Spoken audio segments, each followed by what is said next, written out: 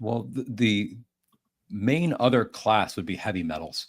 Mm. And in my practice, I see more and more patients coming in with problems of elevated blood lead levels.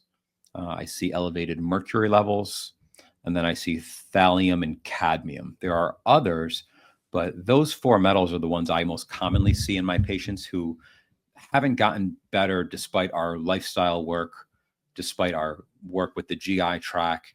Mm. And after doing those two levels is when I really start looking for other toxins. And time again, using binders, charcoal, clay, chlorella, probiotic species, I see heavy metal levels drop. And I think that's really important.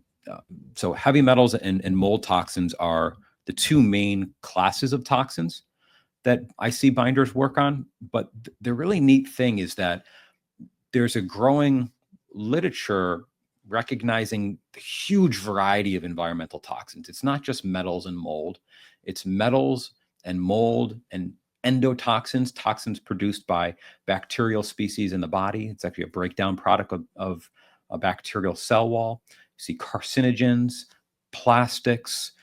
There's a really wide growing amount of toxins that we're being exposed to in our modern world. And Mm. I think it's really important that we have ways to fight back.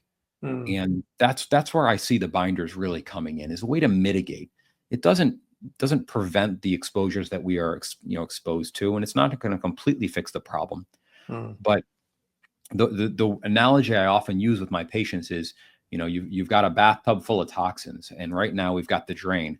And can we just open that drain a little bit more? Can we get a little bit more out? You still Mm. have a spigot of water coming in, Mm. but binders often just let you drain more out. It gives you a little more resiliency, a little bit more buoyancy, might be the right word, Mm. when healing from disease. So that's how I see it. And that's one of the reasons I'm excited to use binders more and more in my practice, is because it's not just metals, it's not just mold.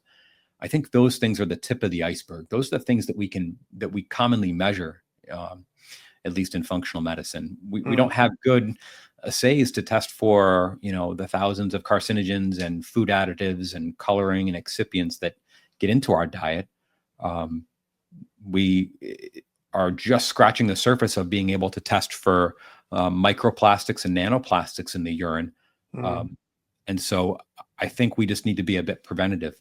Thanks for watching this video, and you can find the full-length podcast episode here on this channel, or you can head over to Apple Podcast or Spotify, and don't forget to like this video.